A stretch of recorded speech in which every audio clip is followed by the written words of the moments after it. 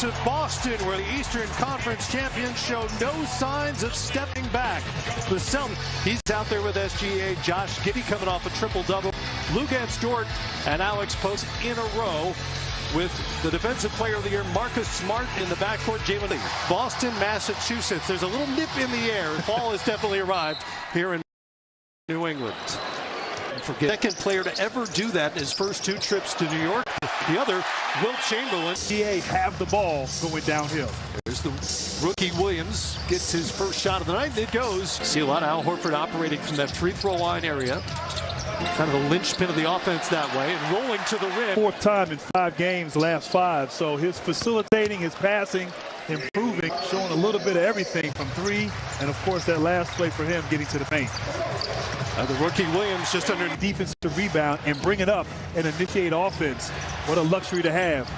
One of the things they were intrigued. High energy to be on this Thunder Ball Club. Here's Gilgeous-Alexander over the top of Smart and got it. Gilgeous-Alexander, terminology, that was a few years back now. The no demonstrative acts that'll get you teed up. I think that's a great example. One, as they go up by 6, down goes Brown, and a whistle on the play. This year has really been in the mid-range, shooting more from the mid-range and being more. Did you keep going with it, or? No. I was genuinely asking. Giddey. Welcome back to Boston Center Court, presented by Google Pixel. You have to expect they'll start to knock some things down on the offensive end. And there it is on cue. And that figures to get even more so the case when Chet Holmgren can play next year. Been out there with Pokusevski and SGA, Sam Presti, and the Thunder brain trust. Giddey pokes it away from Horford. Josh so Giddey good in traffic, takes the bump from Williams. Forcing turnovers and converting off of them. That's what this team does. And Grant Williams.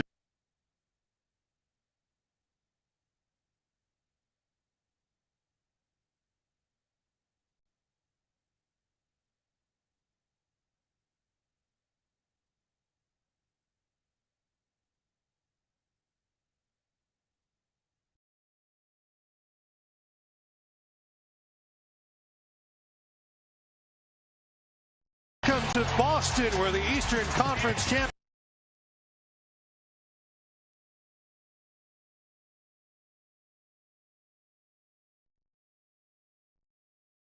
Boston, with the Oklahoma City Thunder coming in and putting up 35 in the first quarter. They lead. When we look at this young team, and as they're beginning to climb another mountain, Sam. Shooting 5 threes a game, but obviously he's encouraged to do that. I'm happy he's shooting those shots, because I remember now you get Chet Holmgren in the mix and get these other guys in the mix as well, watching these guys grow. Little thing that you could have in this game, because you're chasing greatness, but you have a great telling you how to get there. And that's what's so important. Tatum shakes his head as he finally knocks down a 3, his first in 7 attempts. The first few weeks, I would have to say Boston. I didn't think they would come out like this, to be honest with you. They went through a lot, obviously, leading the story. If Ben Simmons can round the shape, if Kyrie can come back, but you know what? I'm not mad at that. There's talent for sure. There's no question about that. It's all the stuff surrounding. Oh, man, I thought we were supposed to ask the questions, man. He flipped the script. He flipped the script. That's a smart broadcaster right there. That's a smart guy right there. No. It felt like a dig. No, disguised as a question. I actually thought there were more. I guess. There have been times when there were. It's real, Matt. This is all unscripted. I know it talk. is. Pokusevski knocks down use most of it. I got it. And simplify it in a way where they can grasp it. I get it. Oh, sure. Nice. Pokusevski there. Concerned it is early, and obviously you mentioned not having Robert Williams III. This layup up and one of the elite defensive players on the interior. He does so many things well for Boston. Isaiah Joe lost it midair.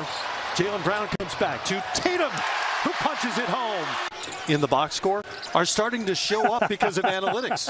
So now we know that he leads Boston in screen assists. Boston, so important to their success. You're just with us. OKC has led the Celtics by as many as 10. Alexander going after Brown, and he'll finish. Wow. SGA will handle. That's thrown away. Clear sailing for Jaylen Brown, who decides to lay it up at the last pick. Back out to Dort. SGA crosses over Brown, and Jay Williams, it seems, Oklahoma City has 3 Williams and 2 Jalen Williams, and there's Grant Williams to finish. Jalen Williams thought about it with Grant in front of him. He's cut up by Grant, but leaves it for Giddey. Brown's right arm. Pokashevsky could have a chance, gets it up.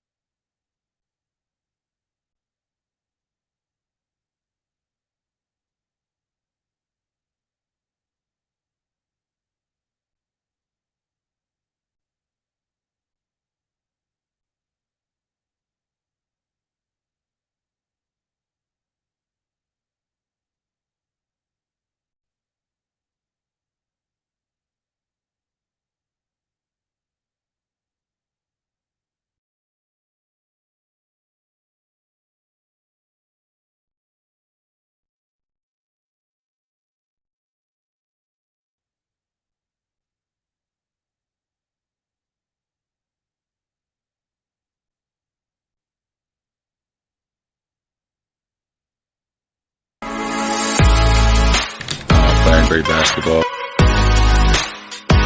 Defender for the basket, Jayson Tatum. We covering pre and post game back on this.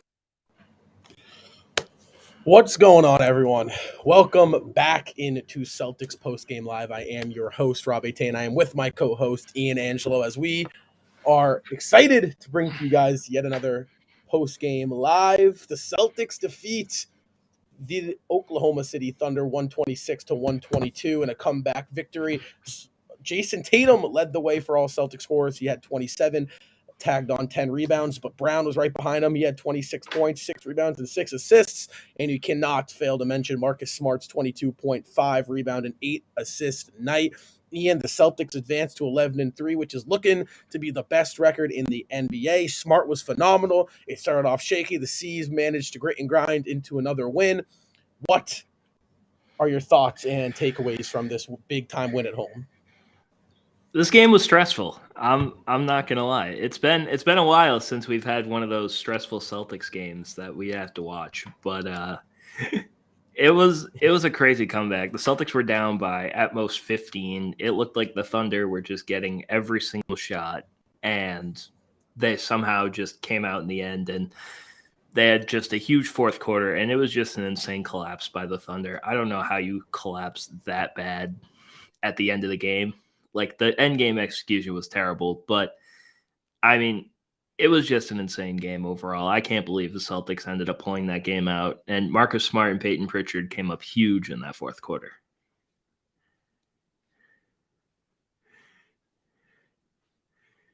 Oh, I can't hear you, Rob.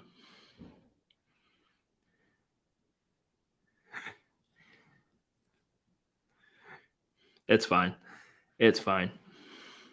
But yeah, this game was nuts. I can't hear you, Rob. All right, we should be good now. There it is. Yeah, I got you. All right, sorry about that. Like I said, though, I was saying you guys couldn't hear me. C's came up big tonight. It looked like, oh no, Thunder came to play. Props to them. Offensively, the Thunder were getting anything and everything they wanted. They had 35 points in the first quarter, 34 in the second. C's kind of buckled down. They kept up with them offensively. They buckled down on the defensive end, holding them to 27 and 26 in the second half, in the third and fourth quarter, respectively. Tatum was unable to get anything going from beyond the arc. He still finished with 27, which has kind of been the theme this year with Tatum. He's walking into these big nights despite some poor shooting nights. He was 1 of 9 from beyond the arc, 0 of 5 to open up the game in the first quarter. And what was the key to the Celtics win tonight? Oh, it was Peyton Pritchard and Marcus Smart at the end of that game. And the fact that they were able to force, when you're able to force 15 steals in a game and have the other team have 19 turnovers overall, that is a pretty a pretty good indicator that you might be able to win the game. And it was the Celtics defense down the stretch that really helped them win this game tonight, because without it, I don't know if they would have won it with the way that they were playing throughout the first part of that game. Absolutely. I think the Celtics showed their depth yet again. This team it's 10-man deep. Pritchard came up huge tonight, 10 points, 5 rebounds for Pritch, earning his minutes, obviously with Brogdon out of the lineup. I'm sorry, 4 rebounds for Pritchard. Obviously with Brogdon out of the lineup, he's given an opportunity here. And I think that's what's so special about this team is how deep our bench can go. Although Pritchard was not the only one off the bench making an impact. Derek White, 16 points, 1 rebound, 5 assists to tag along, 4 of the Celtics' 15 steals tonight in the win. Ian, how big is it to have not only Pritchard, not only Hauser, not only Brogdon, but also now Derek White, who got replaced in the starting lineup, got sent to the bench? How much better has White been off the bench for the Celtics? Honestly, I think White can be a starter in almost every single team in the NBA. But the fact that he is playing off the bench with the Celtics, and the fact that his energy and his defense is probably insanely key to the Celtics, the way that the Celtics have been playing, especially with Malcolm Brogdon out of the lineup, they need Derek White to step up on both the offensive and the defensive end. And we always know how terrific Derek White's defense is, but his offense is starting to turn around a lot more than when he first started with the Celtics last season. Yeah, I mean, I know it's a win at home against Oklahoma. This should have been a much easier win, but when you're shorthanded, you're down Brogdon, you're down Robert Williams, obviously, who we'll talk about a little bit later, as he should be inching closer to a comeback. I mean, this is a big time win. If you listen to the post game interview, Marcus Smart was talking after the win, and he was saying how they haven't had one of these grinded out wins yet this season. And he also mentioned that if this was last year, this was a game that they would have not have won. I think you can really see the growth with this Celtics team so far to start this season. I mean, 11-3 with no Robert Williams is something that we did not expect, Ian, at all. Oh, yeah, 100%. The fact that the Celtics are getting it done the way that they're getting it done, they're not getting it done on the defensive end. It's their offense that has just been insane. I mean, if I told you the Celtics were going to be like the best offense in basketball, and their defense would only be, middle of the pack towards the bottom of the league, I don't think any of us would have thought that was going to be the case going into the season. But the fact that they're all playing together, they all seem to know what they're doing, and they all seem to have their head on straight. That play towards the end of the game where it looked like Smart set a screen for Tatum. Smart had the ball. He could have passed it back to Tatum, but no, Smart just ran towards the hoop, and he got it in at the end of the game. Those kind of plays you wouldn't have seen last season because they still didn't know how to play together. But now they've come such a long way, and the fact that the Celtics are doing what they're doing right now is just incredible to see, and we're not even at full strength yet, and that's the scariest part. Yeah, I think this team has the capability of just find a way to win the game, right? They were down by, I believe at one point was 13, 14 points. And they've been through so much together. They're so experienced. They have so much trust in each other that in these types of scenarios, they have the ability to just find a way, whether it's on the defensive end, whether it's getting to the free throw line, whether it's offensively knocking down your threes. They did not shoot the ball well from beyond the arc at all. They shot the ball 10 of 37, 27% from the field. I mean, they really should not have won this game in any world. Yet the Celtics buckled down. They got steals when they needed to. They pick up the pace. They rebounded the basketball well. They found a way to get a win. Something here I want to talk about, Ian. Jayson Tatum and Jaylen Brown have playing a heavy load of minutes to start the year. Obviously, it's good to see them playing well, but for a team that's looking to make a run to the finals, would you like to maybe see these guys not playing 38 and 41 minutes each, maybe go down to 32 a couple of these nights? I mean, obviously, that's the best case scenario. You would like to see them not get completely worn out from the regular season. But at the same time, I mean, it seems like they want to play. So you're not going to say, oh, you have to load manage, you have to rest, you have to do this, you have to do that. Unless an injury pops up, it looks like these guys just want to play no matter what happens. So Yeah. I obviously would like to see less minutes for them moving forward. You don't want them to get completely burnt out, but I feel like now in the beginning of the season, it's okay. But I think when you get closer towards the end of the year, that's when you should probably start worrying about your minutes. Yeah, I think a lot of that comes to play in the factor that we're not really healthy quite yet. Obviously, if we had guys like Gallo, Rob, Brogdon in the lineup, that kind of puts those guys' minutes down. I would like to see Hauser playing 24 minutes. He's only playing 6. He played 16. White obviously played 33, and I mean, outside of Hauser and Pritchard off the bench, and White, you don't really have much depth right now. I maybe like to see a little bit more of Blake Griffin. But again, Cornette, you don't want to see him too much of him.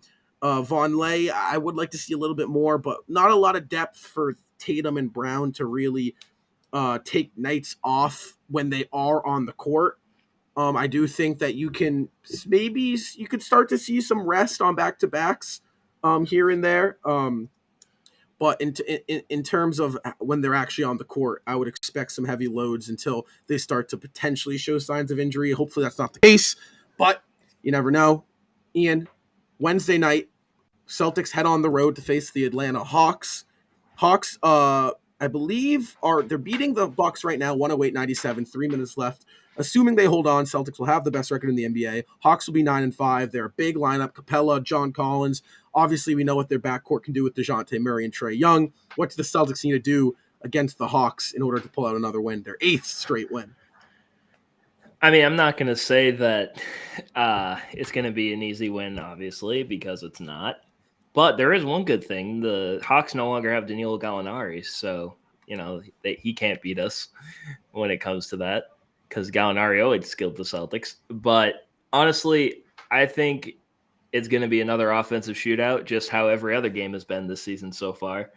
So if Tatum has a better night shooting on Wednesday, Brown is still doing what he's doing, Smart's doing what he's doing. I mean, it's going to be I don't think there's no way it's going to be a defensive battle. I cannot see this game being a defensive battle, especially with the firepower that the Hawks have, especially with Trae Young, because Trae Young can torch anyone at any time. So I expect it to be an offensive showdown.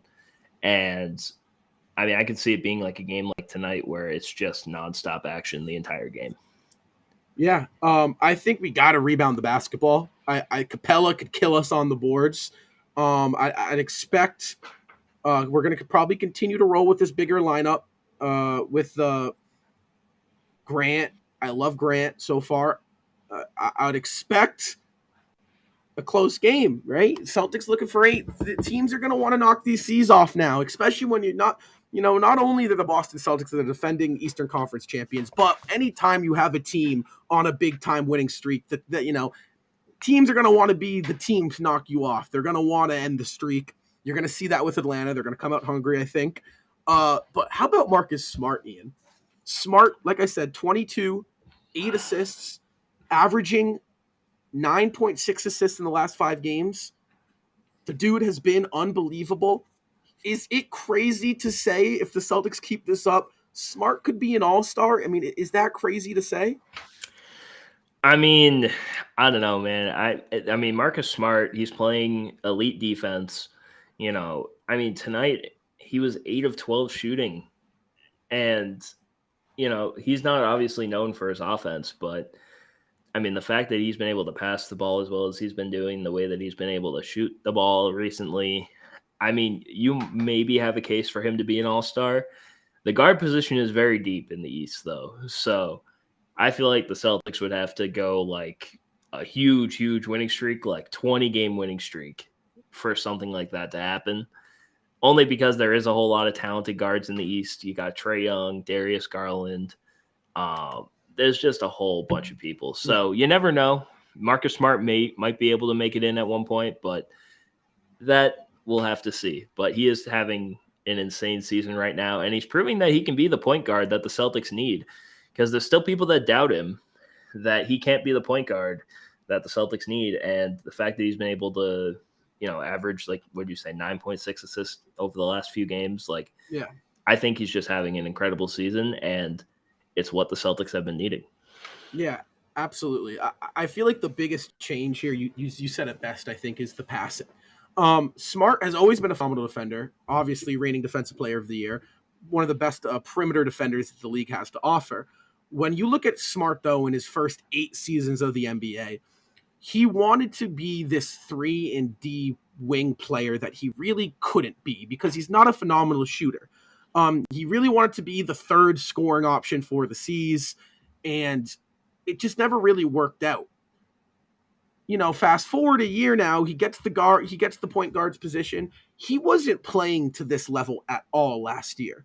It feels like every night he is doing something offensively that impacts the game and is the reason why we're winning. Whether it's passing the ball, whether it's coming out, having 22 points tonight, obviously knocking down the three ball when he needed to. I mean, Smart's been huge. If the C's can keep this up, I see no reason why, if Drew Holiday has found himself in the All-Star game, if Kyle Korver has found himself in the All-Star game, Marcus Smart can as well. The reason I say that, he might be better. He might be better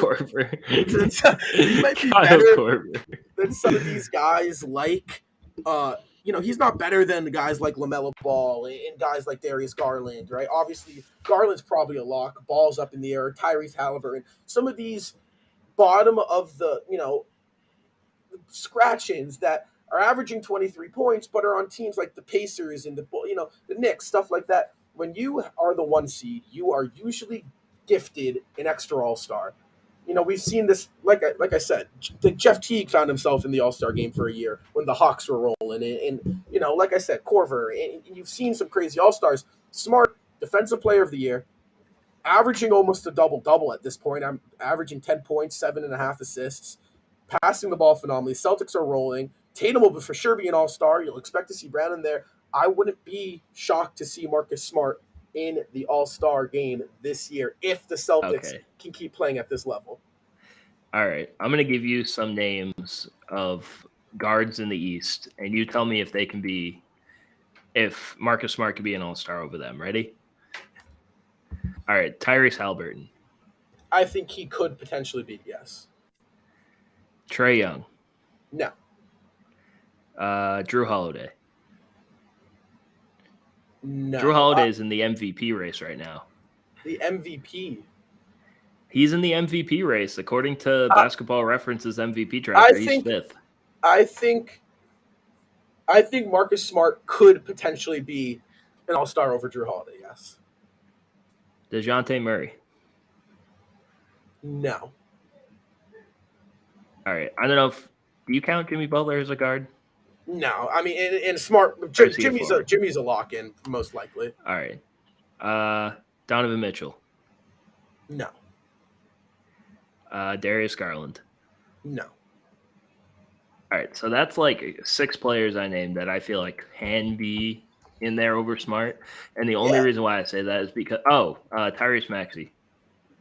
I think Smart has more of an impact than Tyrese Maxey, and if the Celtics are the 1 seed, I think they give, like, my point is that when your team's the 1 seed, you are usually given 3 all-star spots, and it's usually to a guy that isn't necessarily better than guys like Halliburton or Garland or whoever it may be, but because they're making such an impact on such a good team, teams like to gift those types of players as an all-star spot. Like Rudy Gobert. Rudy Gobert really isn't better than some of the other guys out west. He just was a key factor to the Jazz success in the regular season. Yeah, I mean, I guess I can see that. I think it's just going to be one of those things where, I don't know, there was those years that Draymond was an all-star where he arguably couldn't have been an all-star. I just personally think the guard position is just stacked in the East. So it's going to be tough for him to make it in. He might have to be like one of those like injury replacement guys. But, I mean, he could easily find himself up there with the way that he's playing right now. And I think the fact that we're even saying this is a good sign, right? Obviously, Smart doesn't have to make the All-Star game. Just make it a conversation that you should be in there. And that's all I want out of Smart, right? That's enough for me.